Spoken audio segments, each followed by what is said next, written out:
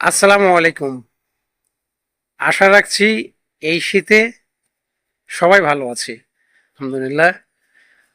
আমি একটি বিষয় নিয়ে কথা বলবো, এই বিষয়ে জানতে চাচ্ছি আপনাদের কাছে। আমি আশা রাখবো আপনারা আমার কথাগুলো মনোযোগ সহকারে শুনবেন।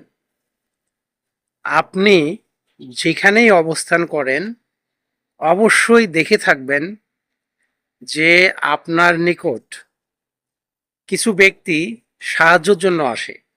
এর মধ্যে উল্লেখযোগ্য কিছু ব্যক্তি থাকে যারা হচ্ছে চিকিৎসার জন্য সাহায্য চেয়ে থাকে, অর্থাৎ চিকিৎসা করবে এজন্য সাহায্য চায়।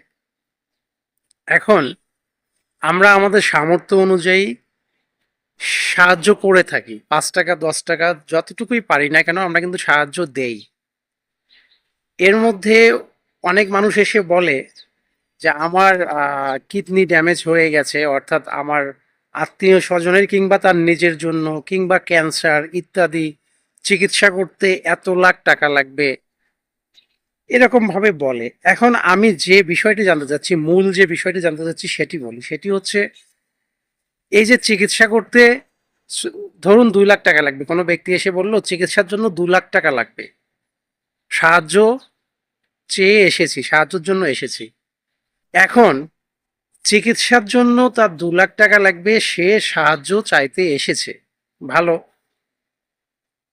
তাহলে চিকিৎসা খাদে যারা, যে 2 লাখ টাকা দিয়ে সে চিকিৎসা করবে, যারা চিকিৎসা করবে, যারা চিকিৎসা প্রদান করবে, সেই মেডিকেল টিমের উদ্দেশ্যে আমি কথাটি জানতে চাচ্ছি। কেন তারা কি সাহায্য করতে পারে না? মানে তারা কি পারে না যে ফ্রি ট্রিটমেন্ট দিতে কিংবা 2 লাখ টাকার জায়গায় টাকা কমিয়ে আনতে? তারা কি পারে না?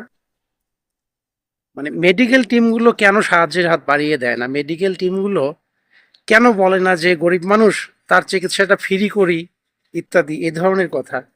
মেডিসিনের বিষয়টা আলাদা, মেডিসিন কিন্তু অবশ্যই টাকা লাগবে, কারণ এটা ব্যবসায়িক পলিসি।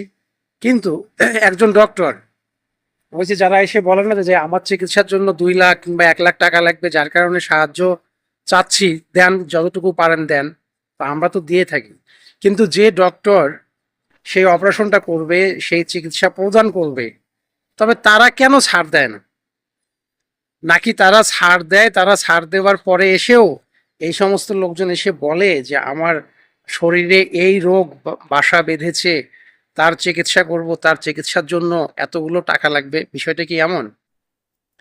আমি কিন্তু জানতে চাচ্ছি, সবার কাছে জানতে চাচ্ছি যে একজন মানুষ যখন তার চিকিৎসার জন্য ভিক্ষার হাত বাড়ায়, অর্থাৎ সাহায্যের হাত বাড়ায়, তো আমরা যারা যতটুকু পারি দেই, কিন্তু ডক্টররা কি সাহায্য করে না? নাকি তারা টাকা নিয়েই অপারেশন করতে হবে? বিষয়টা এমন। আমি আসলে বিষয়টা জানি না, একটু ক্লিয়ার করবেন, কারো জানা থাকলে একটু ক্লিয়ার করবেন। কারণ এরকম তো হয়, অহরহ হচ্ছে, প্রতিনিয়তই চিকিৎসার জন্য টাকা দেন, চিকিৎসা করতে হবে, এত টাকা লাগবে।